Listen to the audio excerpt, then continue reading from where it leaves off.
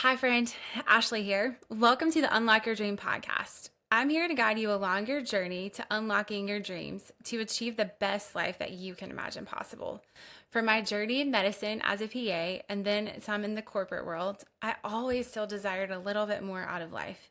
It wasn't until I met some people who had seen their dreams realized that it occurred to me that maybe, just maybe, mine could come true too. Come along with me as we get to know some of these friends of mine and hear their stories of unlocking their dreams. Hi, friend. Welcome back to this week on the Unlock Your Dream podcast. This week, you just get me. We're going to run through some entrepreneur hacks that I have found, and thankfully, it's a great mentorship. None of this came directly from me, but I wanted to kind of pull together all the episodes that we've heard so far from so many amazing friends of mine, and I have so many more friends coming up in the next few weeks. But really, just to kind of circle back, to take a pause, take a deep breath, look back at where we've been, and catch some of the things that we've learned along the way. So, just some thoughts and topics that have propelled my business forward. Again, truly from entrepreneurship and from mentorship from people who have just been a little bit ahead of me and willing to pay it forward. So, the first one is sowing and reaping. I know we're going into a new year and lots of things about maybe tax write offs and places you want to invest your money from the following year, and thinking about where you want to sow into this year. Not just with money though, but think about also with time and your talent and things that you have that you can truly sow. So if someone told you in your backyard you had gold, you would probably start digging, right? Depends on who told it to you. Things that you can sow again are your time, your money, your resources, but also tons of things. What do you want to reap? And thinking through some things I've learned, not just a biblical principle, but truly just a principle of the universe in business or otherwise. Thinking through things that I want to reap and where can I sow them? As a mom who longs to be an entrepreneur and really just available for my children and my husband and our family, some things that I can sow in this season are time and talent. And I've really seen it come back, pressed down, shaken together, harvested back. So, really, when you're thinking through what you want for this year, as you're setting your goals, as you're setting your intentions for the year, what do you want to reap? And maybe that's a place where you can start to sow. Okay, number two. We call it around here keeping the money in the family. And this has been such an incredible principle for our family business. When we think through where we spend our money, where we invest, if we can get it from a friend, think of that principle of shop local, or if it's across town, but it's one of your great friends and it's something that maybe is even more expensive that you could even get locally, but because it is investing in a friend, it's the place to go sow your money. And so for us, whether that's grabbing coffee at Profit Coffee in town, our favorite, shout out to you guys, or using Lauren Waldorf interiors for decor, or like you've heard some of my friends on here, if I need nutrition help, I'm going to go to Kate. If I need amazing coffee syrup, I'm going to go to Tara. So just thinking through, maybe it would be easier to do a quick little online purchase. Maybe it even gets here sooner. Maybe it's even a little bit more expensive. But really, we like to keep the money in the family around here. And if there's friends who have dreams that they are pursuing, we like to sow into them. And same for us, for friends who are buying household items that they use and reuse, whether it's, laundry detergent or skincare or makeup or a number of things. It's really awesome the people that choose to come back and invest in our business versus going to a big box store, because they can see where the money's going. They know who it's going to and the dream behind our family and where we're headed. And so again, we just try to, going back to sowing and reaping, sow that into the businesses of our friends. Number three, the secret of the corn. Again, not something I came up with on my own, but it kind of goes back to that principle of sowing and reaping a little bit. So you take a seed, you sow it, and then you wait. You don't go dig it up the next day and expect to see your harvest. You leave it in the ground, you water it, you fertilize it, you let it get sunshine, and you wait. There's a little book that we're reading for our son. I'll have to link in here for you guys, but it's kind of along that story about a little boy who has the seed of corn and he plants it.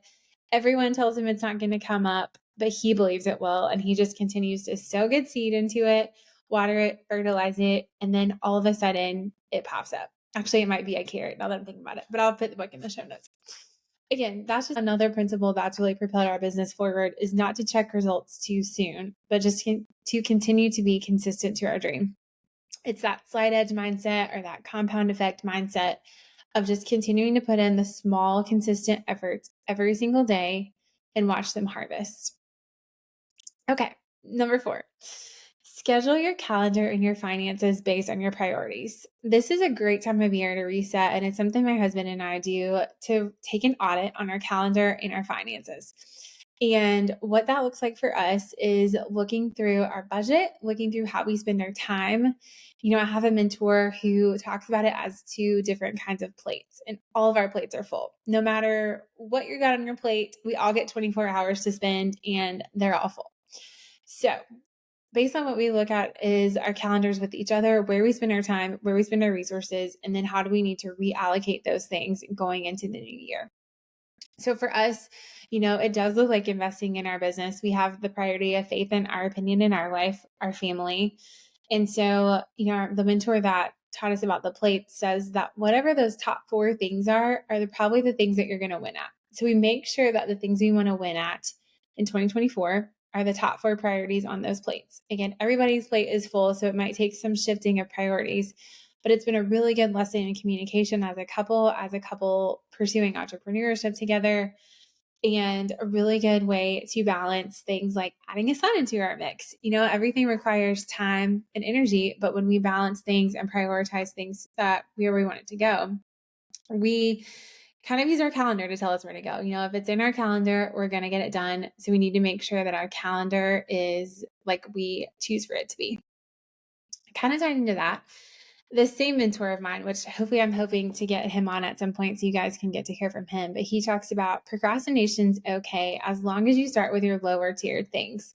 So when you're thinking about the things on your plate, however you guys prioritize them as a single, as a couple, whatever that looks like, start with the lower tier priorities and procrastinate those things. Get those things done last. I heard about a book last night. It's called Eat the Frog, I believe.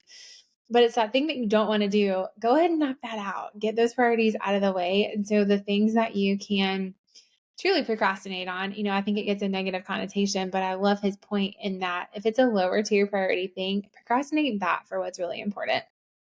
And it ties into my last point today. Again, a little bit of a shorter episode today, but I wanted to just recap on what we've learned so far. The last point I'm going to talk through is delayed gratification. This one was a hard one for me to learn. I love shopping. I love designer things. I love traveling. I love saying yes to all the things. My extroverted heart is so full when I'm around people doing things I love in a creative space. And what I've truly had to learn is to delay the good for the great. And what that looks like for us and our family is good things come up, birthday parties, bachelorette weekends, a great deal. But I'm really thinking through, where do we want to go this year? And it comes back to that time and money audit and delaying truly what I believe is good for what is great. And we've had so many people in our lives see that come to fruition, and it's just been worth it. And so I challenge you this year. Again, procrastination may not be such a bad thing if you're delaying what is good for what is great. So again, let's kind of recap this quick little episode. Sowing and reaping, keeping the money in the family, what we're calling, quote, the secret of the corn, scheduling your calendar and your finances based on your priorities, and then procrastinating accordingly, and then delaying gratification, delaying truly what is good for what is great. Let me know below or in a comment what you liked about this, some things maybe that you're implementing into 2024, and join us back next week for another incredible episode on the Unlock Your Dream podcast. Thank you, friend. Okay, friend, that's it for this week. Thank you so much for spending time with me. Feel free to share this podcast with another friend who it may inspire. Leave a review to possibly be featured at the beginning of another episode, and subscribe so you don't miss out on any of the stories that could help unlock your dream for you.